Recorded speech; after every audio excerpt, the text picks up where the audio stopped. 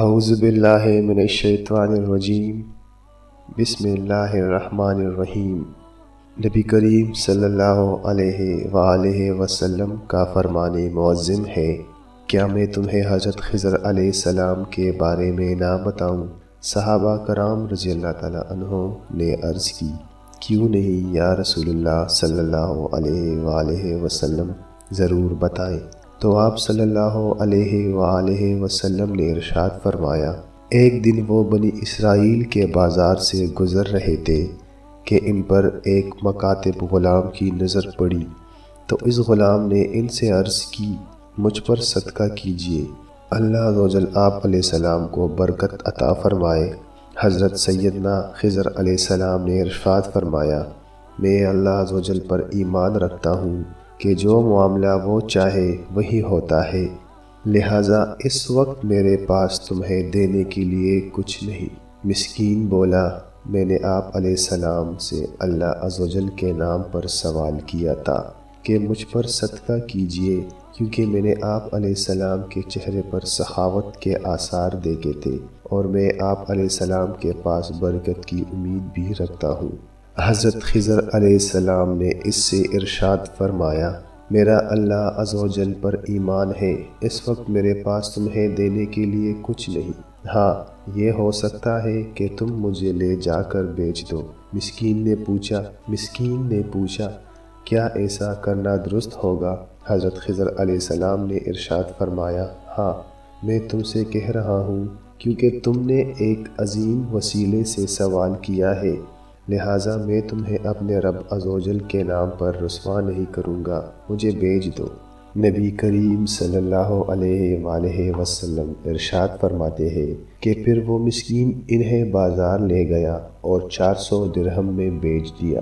وہ ایک مدت تک اس خریدار کے ہاں یوں ہی ٹھہرے رہے کہ وہ ان سے کوئی کام نہ لیتا تھا۔ ایک دن آپ علیہ السلام نے ان سے فرمایا، تم نے مجھے کام کرانے کے لیے خریدا ہے، لہٰذا مجھے کسی کام کا حکم دو۔ تو اس نے کہا، میں آپ علیہ السلام کو مشقت میں ڈالنا پسند نہیں کرتا۔ آپ علیہ السلام بہت عمر رسیدہ اور ضعیف ہے۔ آپ علیہ السلام نے ارشاد فرمایا، مجھے مشقت نہیں ہوگی۔ وہ بولا، اٹھے اور یہ پتھر یہاں سے منتقل کر دے۔ وہ پتھر 6 آدمی پورے ایک دن میں ہی منتقل کر سکتے تھے۔ پھر وہ شخص کسی کام سے چلا گیا، جب واپس آیا تو اس وقت تک پتھر وہاں سے منتقل، لہٰذا مجھے کسی کام کا حکم دو۔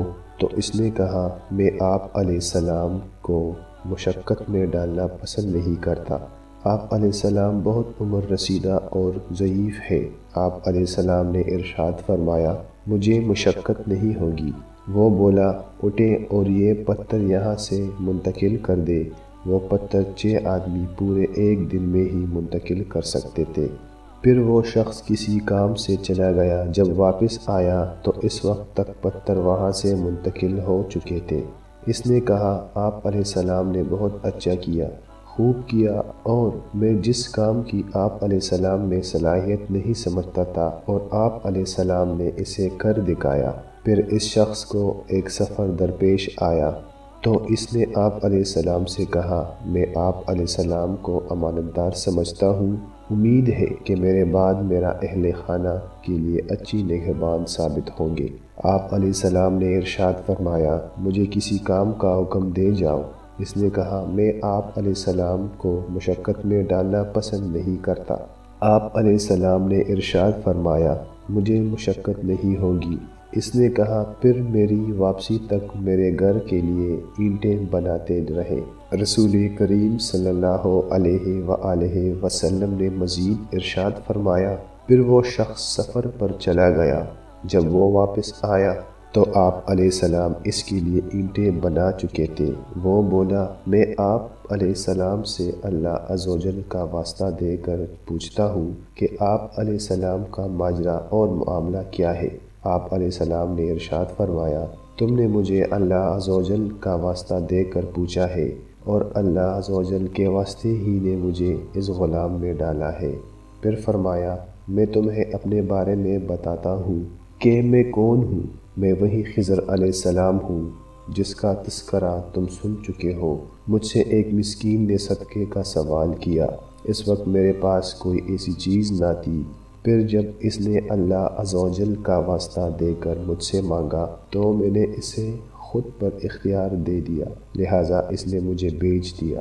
اور میں تمہیں یہ بتا رہا ہوں کہ جس سے اللہ عز و جل کا واسطہ دے کر مانگا جائے، پھر وہ سائل کو قدرت کے باوجود خالی ہاتھ لوٹا دے، اسے قیامت کے دن اس حالت میں کھڑا کیا جائے گا کہ اس کی جلد پر گوشت نہ ہوگا اور وہ زور زور سے آوازیں نکال رہا ہوگا۔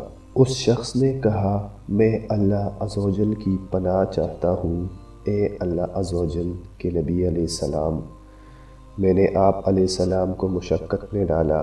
آپ علیہ السلام نے ارشاد فرمایا، کوئی حرج نہیں، تم نے بہت اچھا کیا، خوب کیا۔ تو اس آدمی نے عرض کی، میرے ماں باپ آپ علیہ السلام پر قربان، میرے اہل و مال کے لیے جو چاہے حکم فرمائے یا آزادی اختیار فرمائے، میری طرف سے آپ علیہ السلام کا راستہ کھلا ہے۔ حضرت خضر علیہ السلام نے ارشاد فرمایا، میں یہ چاہتا ہوں کہ تم مجھے جانے دو تاکہ میں اپنے رب عز و جل کی عبادت کر سکوں۔ تو اس نے آپ علیہ السلام کو رخصت کر دیا۔ آپ نے دعا فرمائی، الحمدللہ الذی اوثقنی فی العبودیہ ثم نجانی منہا، یعنی تمام تعریفیں اللہ عز و جل ہی کے لیے ہے جس نے مجھے غلامی میں ڈالا پھر اس سے نجات عطا فرمائی۔ اس حدیث سے بعض لوگ یہ استدلال کرتے ہیں کہ جس سے اللہ عز و جل کے نام پر سوال کیا جائے اور وہ عطا نہ کرے تو وہ لوگوں میں بدترین شخص ہے، جیسا کہ اس حدیث پاک میں ہے، مگر ہمارے علماء کرام نے اس سے استدلال نہیں کیا، بلکہ اس کی وضاحت یوں کی ہے کہ اس سے مراد وہ سائل ہے جو انتہائی مجبور ہو، جس کا حال آپ پر منکشف ہو۔ اگر آپ کے پاس توفیق ہو تو اس کی مدد ضرور کرنی چاہیے۔ حضرت خضر علیہ السلام پر ایک مکمل پوسٹ جلی ہی ہوگی۔ مختصر تعارف یہ ہے، حضرت خضر علیہ السلام کی کنیت ابو العباس اور نام بلیان اور ان کے اولاد کا نام ملکان ہے۔ بلیان سرانی زبان کا لفظ ہے، عربی زبان میں اس کا ترجمہ احمد ہے۔ خضر ان کا لقب ہے۔ خضر کی معنی سبز چیز ہے کہ یہاں جہاں بیٹھتے تھے وہاں آپ کی برکت سے ہری بھری گھاس اگ جاتی تھی، اس لیے لوگ ان کو خضر کہنے لگے۔ مگر ہمارے علماء کرام نے اس سے استدلال نہیں کیا، بلکہ اس کی وضاحت یوں کی ہے کہ اس سے مراد وہ سائل ہے جو انتہائی مجبور ہو، جس کا حال آپ پر منکشف ہو۔ اگر آپ کے پاس توفیق ہو تو اس کی مدد ضرور کرنی چاہیے۔ حضرت خضر علیہ السلام پر ایک مکمل پوسٹ جلی ہی ہوگی۔ مختصر تعارف یہ ہے، حضرت خضر علیہ السلام کی کنیت ابو العباس اور نام بلیان اور ان کے اولاد کا نام ملکان ہے۔ بلیان سرانی زبان کا لفظ ہے، عربی زبان میں اس کا ترجمہ احمد ہے۔ خضر ان کا لقب ہے۔ خضر کی معنی سبز چیز ہے کہ یہاں جہاں بیٹھتے تھے وہاں آپ کی برکت سے ہری بھری گھاس اگ جاتی تھی، اس لیے لوگ ان کو خضر کہنے لگے۔